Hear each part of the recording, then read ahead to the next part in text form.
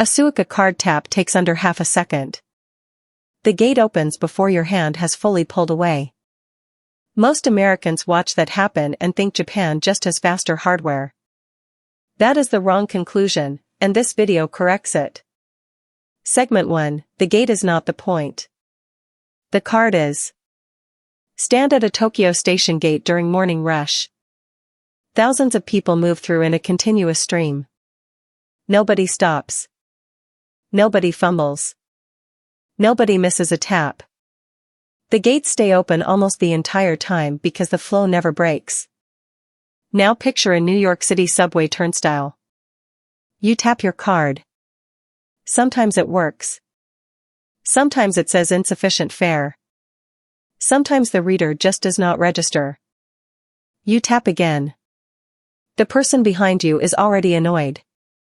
That gap, that 1 second of uncertainty, is where the American system loses. Here's what most Americans get wrong: the speed difference is not about the gate hardware. It is about what happens before you ever reach the gate. Suica and Pasmo are prepaid IC cards. The balance lives on the card itself, not on a server. When you tap, the reader checks the card directly. There is no network round trip. No payment processor. No authorization request. The transaction completes locally, in the card, in milliseconds.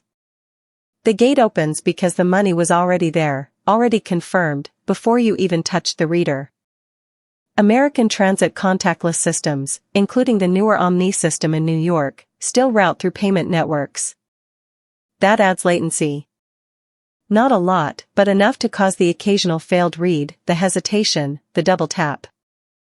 Multiply that by millions of daily riders and you get a system that feels unreliable even when it mostly works. Segment 2, charging the card is the hidden infrastructure story. In Japan, you never have to think about your Suica balance running out at the worst moment, because recharging is everywhere. Convenience stores, station kiosks, vending machines, and even some ATMs all accept Suica top-ups. The same card you use for the gate also works at a convenience store, a vending machine, a taxi, and in some cities a parking meter. The infrastructure treats the card as a universal small payment tool, not just a transit pass. Americans do not have an equivalent. A Metro card or a regional transit card is a transit card. It does nothing else. The moment you leave the station, it is useless. That single-purpose design means the card has less reason to be maintained, topped up, or integrated into the rest of daily life. So Americans end up with a transit card that feels like a chore, and a gate system that feels like a gamble. This is the gap that most Americans miss. It is not that Japan built a faster gate. It is that Japan built a payment layer that happens to run transit, while America built a transit card that happens to accept payment. Segment 3, what the gate line actually measures.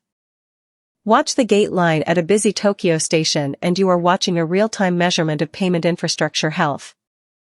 When the line moves without a single stop, it means every card is funded, every tap resolves locally, and the gate never has to hold someone while a network catches up. Americans who visit Japan often say the gates feel futuristic. But the underlying IC card standard, Felicia, has been in use in Japan since the early 2000s. This is not new technology. It is old technology that was deployed with a complete ecosystem around it from the start. Convenience stores adopted it early. Vending machines followed. The result is that the card became a daily habit, not a special use item.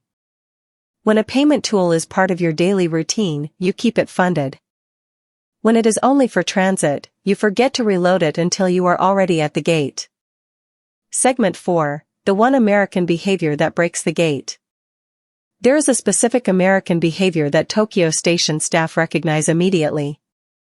A traveler walks up to the gate, taps, and then stops to look at the display to confirm the deduction. In Japan, you are supposed to keep walking.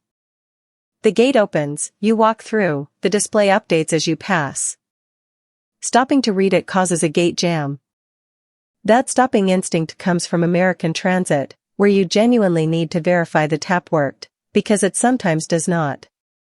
Japanese commuters never developed that habit because the system never gave them a reason to doubt the tap. Trust in the infrastructure changed the physical behavior of millions of people. That is not a small thing. If the payment layer underneath American transit worked the same way, Americans would walk through the same way. The gate is just the visible surface. The card and the ecosystem behind it are what actually changed the behavior. Every video on this channel takes one concrete thing from Japan, finds the American equivalent, and shows you exactly where the gap is and why it exists. If that is useful to you, subscribing is how you get the next one. Speaking of payment infrastructure, the same IC card system that runs those station gates is also why Japanese vending machines never eat your money.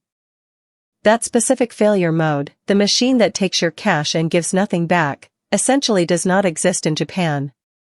The reason connects directly to everything covered here, and it is worth a closer look.